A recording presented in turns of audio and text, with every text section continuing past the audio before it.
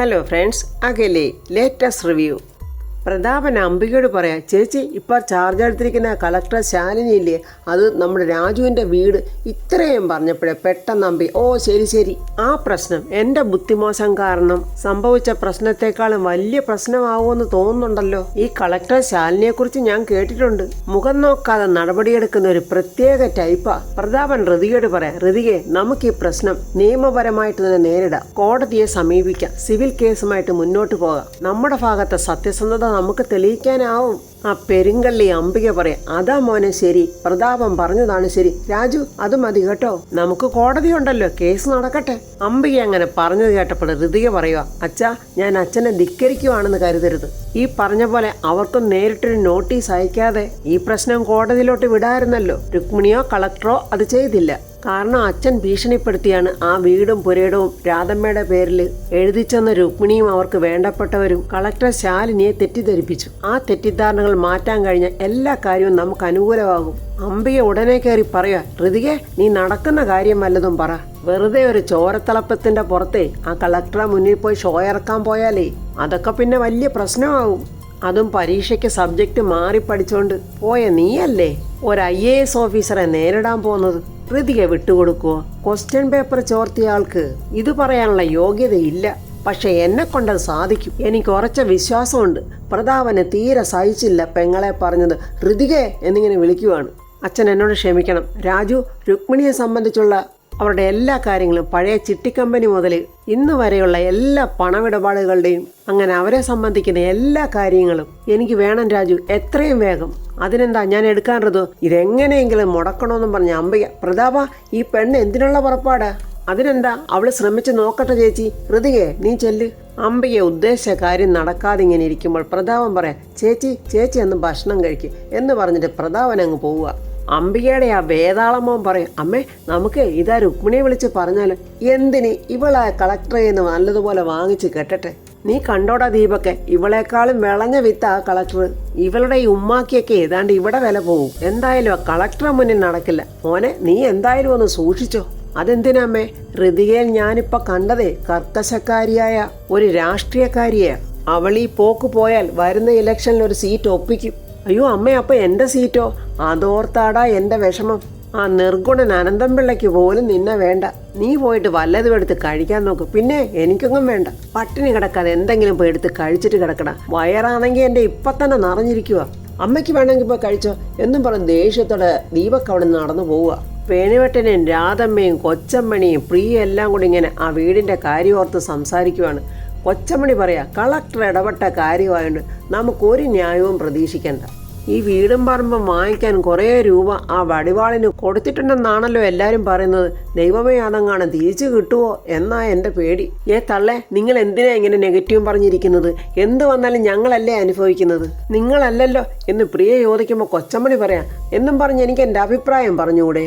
എന്നാലേ നിങ്ങൾ അങ്ങനെ കൂടുതൽ അഭിപ്രായം ഒന്നും ഇവിടെ പറയണ്ട. എൻ്റെ ദൈവമേ, ഒരു 100,000 നേർച്ചകൾ നേർന്നതാ ഈ മാരണം തിരിച്ചിങ്ങോട്ട് വരാതിരിക്കാൻ. പിന്നെ എന്താണ്ട വലിഞ്ഞു കയറി വന്ന്.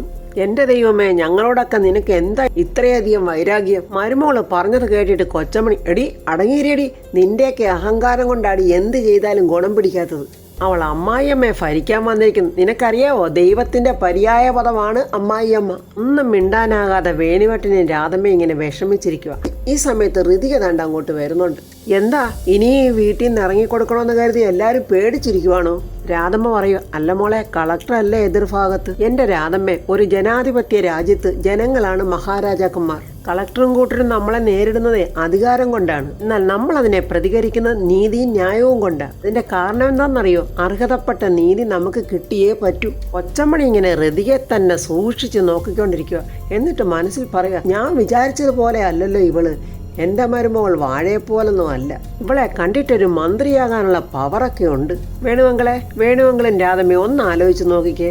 ആർക്കെങ്കിലും ഒരു ദ്രോഹം നമ്മൾ ചെയ്തിട്ടുണ്ടോ? മാന്യമായിട്ടും മര്യാദയ്ക്കും ജീവിക്കുന്ന നമ്മുടെ നേരെ ഇത്രയും അനീതിയും ആക്രമങ്ങളും വരുമ്പോൾ നമ്മൾ കൈയും കെട്ടി നോക്കി നിൽക്കണോ?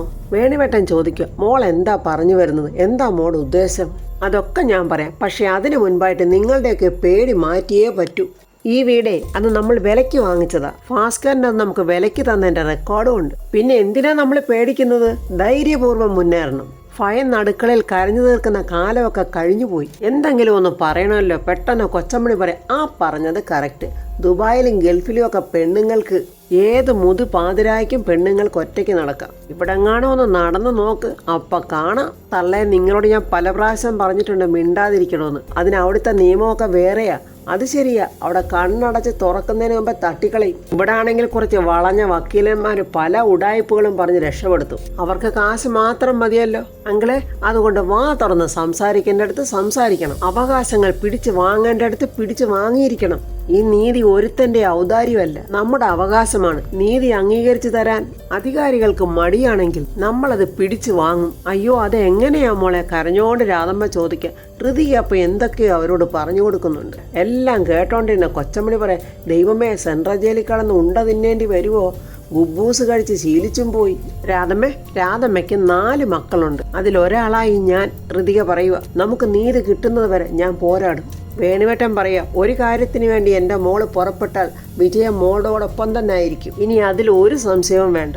ഋതിക രാധമ്മയോട് പറഞ്ഞു കൊടുത്തത് അയൽക്കൂട്ടം പെണ്ണുങ്ങളെ എല്ലാം സംഘടിപ്പിക്കാനാണെന്ന് തോന്നുന്നു. എല്ലാവരും ബാനറുമായിട്ട് മുദ്രാവാക്യം വിളിക്കുവാണ്, കളക്ടർ നീതി പാലിക്കുക. കൂട്ടത്തിൽ മുന്നിൽ ബാനറുമായിട്ട് നിൽക്കുന്ന കൊച്ചമ്മണിയാണ്. കളക്ടർക്കെതിരെയുള്ള മുദ്രാവാക്യങ്ങളാണ്. കളക്ടർ സത്യസന്ധത മനസ്സിലാക്കുക, രാധമ്മയുടെ കണ്ണുനീരിന് പരിഹാരം കാണുക. കൊച്ചമ്മണി ആവേശം മൂത്ത് പറയുന്ന ഗൾഫിലെ നിയമം ഇവിടെയും നടപ്പിലാക്കുക. പെട്ടെന്ന് രാധമ്മ, അമ്മേ, ഇത് കളക്ടറേറ്റാ, ആവശ്യമില്ലാതൊന്നും വിളിച്ച് പറയല്ലേ. ഇവിടെ കിടന്ന് തോന്നിയവാസം വിളിച്ച് പറഞ്ഞാലേ പോലീസ് പിടിച്ചോണ്ടങ്ങ് പോവും. ബ്ലേഡ് രുക്മിയുടെ അഹങ്കാരം അവസാനിപ്പിക്കുക, ന്യായം മാത്രം നടപ്പിലാക്കുക. കൊച്ചമ്മണി വീണ്ടും വിഡ്ഢിത്തരങ്ങൾ എന്തൊക്കെയോ പറയുന്നുണ്ട്. എന്നിട്ട് സോറി പറഞ്ഞിട്ട് വീണ്ടും പറയുന്ന കളക്ടർ നീതി പാലിക്കുക. ആ സമയത്ത് കളക്ടറെ വണ്ടി അങ്ങോട്ട് വരുന്നുണ്ട്. കളക്ടർ ശാലിനി കാറിൽ നിന്ന് ഇറങ്ങി നോക്കുമ്പോൾ കുറെ പെണ്ണുങ്ങൾ പോസ്റ്ററും ഒക്കെ ആയിട്ട് ഇങ്ങനെ നിൽക്കുവാണ്. നമ്മുടെ കൊച്ചമ്മണി ആവേശം മൂത്ത് കളക്ടർ നീതി പാലിക്കുക എല്ലാവരും അങ്ങനെ വിളിച്ചു കൂവുന്നുണ്ട്. കളക്ടറോടൊപ്പം വന്ന പോലീസുകാരൻ കളക്ടറോട് ചോദിക്കും, എന്താ മാഡം, എല്ലാത്തിനെയും അടിച്ചോടിക്കട്ടെ? വേണ്ട, വരട്ടെ. ആൾക്കൂട്ടത്തിൽ നിൽക്കുന്ന രാധമ്മയെ കളക്ടർ ശാലിനി ഒന്ന് സൂക്ഷിച്ചു നോക്കുന്നുണ്ട്. രാധമ്മയും കളക്ടർ ശാലിനിയെ സൂക്ഷിച്ചു നോക്കുന്നു. എന്തായിരിക്കും കാര്യമൊന്നറിയില്ല. രാധമ്മയ്ക്ക് പെട്ടെന്ന് ശാലിനിയെ പിടികിട്ടി. ഇത് ശാരദയുടെ മകൾ ശാലിനിയല്ലയോ? രാധമ്മ ഉടനെ ഋതിയോട് ചോദിക്കുന്നു, മോളെ, ആ പോയതാണോ കളക്ടർ? അതേ രാധമ്മ. എന്താ മോൾ എന്നോടൊപ്പം ഒന്ന് വന്നേ. ശാലിനി ആനന്ദം പിള്ളയുടെ സിംഗടിക്കാരിയായിട്ട് സംസാരിച്ചുകൊണ്ടിരിക്കുക. എന്തൊരു ശല്യം അവരെ. അടിച്ചോടിക്കട്ടെ മാഡം? ഏയ്, അതൊന്നും വേണ്ട, അവരുടെ കിടന്ന് ബഹളം ഉണ്ടാക്കിക്കോട്ടെ. നമുക്ക് നമ്മുടെ ജോലി ചെയ്യാം. ഇലക്ഷനാ വരുന്നത്. രാധമ്മ ഋതികയും കൊണ്ട് കളക്ടറെ കാണാനായിട്ട് വരുവാണ്. അവിടെ ഓഫീസിന്റെ വാതൊക്കെ നിൽക്കുന്നവർ കടത്തി വിടുന്നില്ല. രാധമ്മ കരഞ്ഞു പറയുന്നുണ്ട്, എന്നെ കണ്ടാൽ കളക്ടർക്ക് മനസ്സിലാവും, എന്നെ ഒന്ന് കാണാൻ അനുവദിക്ക്. ഇല്ല, ഇപ്പൊ കടത്തിവിടാൻ പറ്റില്ല. നിങ്ങളോടല്ലേ പറഞ്ഞു ഇപ്പൊ കടത്തിവിടാൻ പറ്റില്ലെന്ന്. കളക്ടർ മാഡം ഇപ്പൊ ഇലക്ഷന്റെ ഡിസ്കഷനില്ല. രാധമ്മ നിർബന്ധത്തോടെ പറയാം, ഇല്ല, പറ്റില്ല, എനിക്ക് കളക്ടറെ കാണണം. ഋതിക പറയുന്നു, വാ രാധമ്മ, മാറി നിൽക്കാം, നമുക്ക് പിന്നെ കാണാം. ഇല്ല, പറ്റില്ല, എനിക്ക് കളക്ടറെ കാണണം. ഞാൻ പെട്ടെന്ന് പൊയ്ക്കോളാം, പ്ലീസ്, എന്നെ ഒന്ന് കടത്തിവിട് എന്ന് പറഞ്ഞ് രാധമ്മ കരയുക. ആ ശബ്ദം അകത്ത് ശാലിനിക്ക് കേൾക്കുന്ന ശാലിനിക്ക് വല്ലാത്ത ബുദ്ധിമുട്ട്. ശാലിനി പെട്ടെന്ന് കോളിംഗ് ബെല്ല് അടിക്കുന്നുണ്ട്. പുറത്ത് നിൽക്കുന്ന പോലീസുകാരൻ പെട്ടെന്ന് അകത്തോട്ട് കയറി പോവുകയാണ്. ശാലിനി ചോദിക്കുന്നത്, എന്താ അവിടെ? അത് സമരം നടത്തുന്നവരാ, മേഡത്തിനെ കാണണമെന്ന് പറയുന്നത്. ശരി, അവരെ കടത്തിവിട് എന്ന് ശാലിനി പറയുവാണ്. ആ പോലീസുകാരൻ വന്ന് രാധമ്മയോട് പറയും, നിങ്ങളോട് അകത്തോട്ട് ചെല്ലാൻ പറഞ്ഞു. വാ മോളെ എന്നും പറഞ്ഞ് ഋതികയും കൂട്ടിയിട്ട് രാധമ്മ കളക്ടറെ മുന്നിലോട്ട് പോവുകയാണ്. ശാലിനി ഇങ്ങനെ രാധമ്മയെ തന്നെ നോക്കും. അപ്പൊ ഓഫീസിലിരുന്ന് ആ പെണ്ണ് എഴുന്നേറ്റ് പോകുന്നുണ്ട്. രാധമ്മ ശാലിനിയോട് ചോദിക്കുന്നു, മോളെ, മോക്കെന്നെ മനസ്സിലായോ? സങ്കടത്തോടെ ശാലിനി പെട്ടെന്ന് എഴുന്നേക്കുവാണ്. ശാലിനി സൂക്ഷിച്ചു നോക്കിയിട്ട് പറയുന്ന രാധമ്മ, അപ്പോൾ എന്നെ മനസ്സിലായില്ലേ? മോക്ക് രാധമ്മയെ മനസ്സിലായോ? ശാലിനി സന്തോഷത്തോടെ രാധമ്മയുടെ അടുത്തോട്ട് ചെന്നിട്ട് പറയുന്നു, എൻ്റെ രാധമ്മയെ എനിക്ക് മനസ്സിലാകാതിരിക്കുവോ? നിറഞ്ഞ സന്തോഷത്തോടെ പുഞ്ചിരിയോടെ കളക്ടർ ശാലിനി രാധമ്മയെ അങ്ങ് കെട്ടിപ്പിടിച്ച് ഉമ്മ കൊടുക്കുവാണ്. എന്താ ഇവിടെ നടക്കുന്നതെന്നൊന്നും മനസ്സിലാകാതെ ഋതിക ഇങ്ങനെ വായുമ്പൊളന്ന് നിൽക്കുക. രാധമ്മ ഇവിടെ ഇരിക്കും. അയ്യോ വേണ്ട, പറ്റില്ല, രാധമ്മ ഇങ്ങോട്ട് ഇരിക്കും എന്നും പറഞ്ഞ് ശാലിനി രാധമ്മയെ നിർബന്ധിച്ച് ആ ചെയറിലിരുത്തുവാണ്. രാധമ്മ ഋതികയെ പരിചയപ്പെടുത്തുവാണ്. ഇത് ഋതിക, എൻ്റെ മകൻ്റെ ഭാര്യയാണ്. അയ്യോ, ഇതൊന്നും എനിക്ക് അറിയില്ലായിരുന്നു.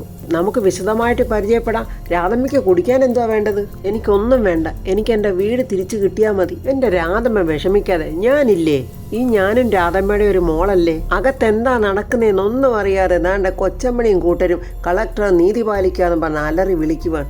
അങ്ങനെ കളക്ടർ ശാലിനി ഋതിയോട് പറയുന്നു, ഋതിക പറയൂ, എല്ലാം നല്ല ഡീറ്റെയിൽസ് ആയിട്ട് തന്നെ പറയൂ. ഞാൻ എല്ലാം പറയാം. രാജുവിൻ്റെ സിസ്റ്റർ ശ്രീലക്ഷ്മിയുടെ വളകാപ്പ് മുതലാണ് ഈ പ്രശ്നങ്ങളെല്ലാം തുടങ്ങിയത്. അന്ന് ആ വളകാപ്പ് സമയത്ത് ശ്രീലക്ഷ്മി ഉണ്ണിയപ്പം കഴിച്ചതും അവൾക്ക് വയറു നൊന്തതും അവൾക്ക് അബോഷനായതും എല്ലാ കാര്യങ്ങളും ഋതിക അങ്ങനെ പറയുവാണ്. ശ്രീലക്ഷ്മിയുടെ കുഞ്ഞ് നഷ്ടപ്പെട്ടതിന് രുക്മിണി രാജുവിന്റെ കയ്യിൽ നിന്ന് 15 ലക്ഷം രൂപയാണ് നഷ്ടപരിഹാരമായി വാങ്ങിയത്. അതെല്ലാം ഋതിക കളക്ടറോട് പറയുവാണ്. അപ്പോഴവരൊന്ന് 15 ലക്ഷം രൂപയാണോ വാങ്ങിയത്? എന്നിട്ട് രാജുവും ഫാമിലിയെല്ലാം പുറത്തുപോയി വന്നപ്പോൾ അവരുടെ സാധനങ്ങളെല്ലാം വലിച്ചുവാരി വെളിയിലെറിഞ്ഞതും വടിവാള് ഭാസ്കറിന് വീട് വിറ്റതും എല്ലാ കാര്യങ്ങളും പറയുവാണ്.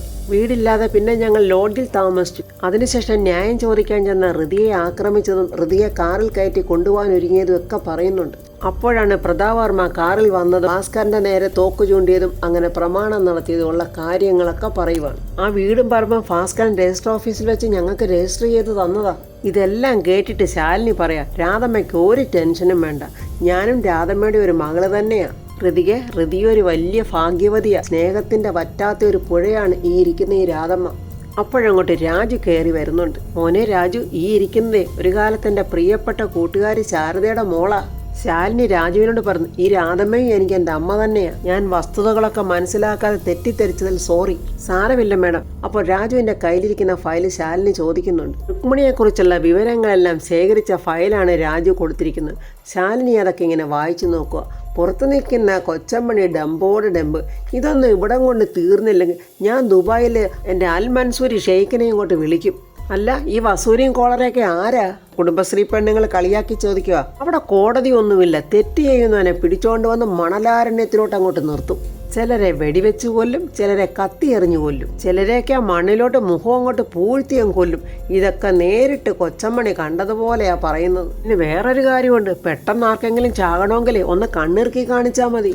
ഉടനെ അത് CCTVയിൽ പിടിക്കും. അപ്പം തന്നെ പോലീസും വരും. ശാലിനി ഫയലൊക്കെ നോക്കിയിട്ട് രാധമ്മയോട് പറയാം, ഇനി ഇത് ഞാൻ കൈകാര്യം ചെയ്തോളാം.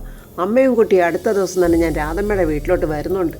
രാധമ്മ ഇപ്പം പൊയ്ക്കോ എന്ന് പറയുമ്പോൾ രാധമ്മ എഴുന്നേൽക്കുമ്പോൾ ശാലിനി വീണ്ടും വന്ന് കെട്ടിപ്പിടിച്ച് ഉമ്മ കൊടുക്കുവാണ്. നിങ്ങൾ പോയി പുറത്ത് വെയിറ്റ് ചെയ്യേ, ഞാൻ വിളിക്കാം എന്നും പറഞ്ഞ് ശാലിനി അവരെ പറഞ്ഞു വിടുന്നുണ്ട്. രാജു കൊണ്ടുവന്ന ഫയൽ ഋതികയുടെ കൈ കൊടുക്കുകയും ചെയ്യുന്നുണ്ട്. പെട്ടെന്ന് ശാലിനി ഫോൺ ചെയ്തിട്ട് അനന്തംപിള്ളയോട് ഇങ്ങോട്ട് വരാൻ പറ. 32 പല്ലും വെളിയിൽ കാണിച്ച് ചിരിച്ചോണ്ട് അഹങ്കാരത്തോടെ ഇങ്ങനെ ജയിച്ച ഭാവത്തിൽ അനന്തംപിള്ള ശാലിനിയുടെ അടുത്തോട്ട് വരുവാണ്. അവിടെ നടന്ന കാര്യം ഒന്നും അനന്തംപിള്ള അറിഞ്ഞിട്ടില്ല. അനന്തംപിള്ള വലിയ സ്വാതന്ത്ര്യത്തോടെ പറയുന്നു, ഇങ്ങോട്ട് സ്ഥലം മാറി വന്നപ്പോൾ ജോലിഭാരം കുറച്ച് കൂടി അല്ലേ? ഞാൻ പറഞ്ഞതനുസരിച്ച് ആ രുക്മിണിയുടെ കൂടെ നിന്നതിന് ഒരുപാട് നന്ദിയുണ്ട് കേട്ടോ മേഡം. അതിൻ്റെ പാരിതോഷികം എന്താണെന്ന് ചോദിച്ചാൽ മതി. മനസ്സിൽ എന്ത് എക്സ്പെക്ട് ചെയ്യുന്നോ അതിൻ്റെ ഡബിൾ ഈ അനന്തംപിള്ള തന്നിരിക്കും. ശാലിനി ഒരു മൈൻഡ് പോലും ചെയ്യാതിരിക്കുക. ശാലിനി പറയാം, അതൊക്കെ എനിക്കറിയാം, അല്പം വൈകിയാണ് മനസ്സിലാക്കിയെന്ന് മാത്രം. ഞാൻ അങ്ങനെയാ, ഉപകാരം ചെയ്യുന്നവർക്ക് പ്രത്യുപകാരം ചെയ്യുന്ന കാര്യത്തിൽ എനിക്ക് യാതൊരു മടിയില്ല, ഒരു ലോഭവുമില്ലാതെ അങ്ങ് വാരിക്കോരി കൊടുക്കും. ശാലിനി ഒരു പരിഹാസത്തോടെ ചോദിക്കുന്നു, അങ്ങ് എൻ്റെ ഏത് ബന്ധുവാണെന്നാ പറഞ്ഞത്? അയ്യോ മേഡം, അതങ്ങ് മറന്നുപോയോ? ഞാൻ മേഡത്തിന്റെ ഫാദർ ഇൻ ലോയുടെ റിലേറ്റീവായിട്ടുള്ള അളിയന്റെ. നീ ഇവനെ ക്ഷമിക്കാൻ പറ്റില്ലെന്ന് മനസ്സിലാക്കിയിട്ട് ശാലിനി, എഴുന്നേക്കടോ അവിടുന്ന്. അയ്യോ മേഡം, പറഞ്ഞത് കേട്ടില്ലേ, എഴുന്നേക്കടോ അവിടുന്ന് എന്ന് പറഞ്ഞ് ശാലിനി ആ ടേബിളിലൊരടി. അനന്തംപിള്ള പേടിച്ചങ്ങ് എഴുന്നേറ്റു. അയ്യോ എന്താ മേഡം പെട്ടെന്ന് ഇങ്ങനെയൊക്കെ? അതെ, പെട്ടെന്ന് ഇങ്ങനെയൊക്കെ എനിക്ക് മാറേണ്ടി വന്നു. എനിക്ക് തെറ്റ് പറ്റിപ്പോയി. ഏത് മനുഷ്യർക്കും തെറ്റ് പറ്റാറുണ്ടല്ലോ.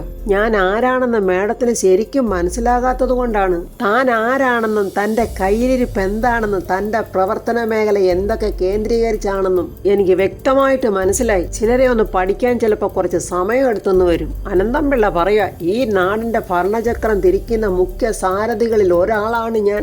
ഈ IAS-കാരനും IPS-കാരനും വീട്ടിലിരിക്കണോ അതോ ഭരണത്തിൽ ഇറങ്ങണോ എന്നൊക്കെ തീരുമാനിക്കുന്നതിൽ പ്രധാന പങ്ക് വഹിക്കുന്ന ആളാ ഈ അനന്തംപിള്ള. ശാലിനി അതൊക്കെ കേട്ടിട്ടൊരു പരിഹാസവും പുച്ഛത്തോടെ അനന്തംപിള്ള ഇങ്ങനെ നോക്കുവാണ്. അപ്പോൾ ഫ്രണ്ട്സ്, സത്യം ജയിക്കും. കുറച്ച് താമസിച്ചാണെങ്കിലും നല്ലവളിൽ നല്ലവളായ രാധമ്മ ദൈവം കുറച്ചൊക്കെ ഒന്ന് പരീക്ഷിക്കും. എങ്കിലും രാധമ്മയുടെ ഭാഗത്തെ ദൈവം നിൽക്കൂ. എന്തായാലും രാധമ്മയ്ക്ക് ആ കളക്ടർ ഓഫീസിൽ വരാൻ തോന്നിച്ചതും അത് ദൈവത്തിന്റെ ഓരോ കളികളായിരിക്കും. ഇനി രുക്മിണിയും മോൻ ഹരീഷും ശ്രീലക്ഷ്മിയും എല്ലാം ശരിക്കും ഉണ്ട തിന്നാൻ പോവാണ്. കൂട്ടുനിന്ന അനന്തംപിള്ളയുടെ ഗതി എന്താകുമോ എന്തോ. ഒളിഞ്ഞിരിക്കുന്ന കുറ്റകൃത്യങ്ങളെല്ലാം മറനീക്കി വെളിയിൽ കൊണ്ടുവന്ന് പ്രതാപവർമ്മയുടെ സത്യസന്ധതയെ ശാലിനി പുറം ലോകത്തെ അറിയിക്കും എന്നുള്ള റിവ്യൂമായി നമുക്ക് നാളെ കാണാം. എൻ്റെ ഈ റിവ്യൂ ഇഷ്ടപ്പെട്ടാൽ ലൈക്കും കമൻസും, സബ്സ്ക്രൈബ് ചെയ്യാത്തവർ സബ്സ്ക്രൈബ് ചെയ്യണേ.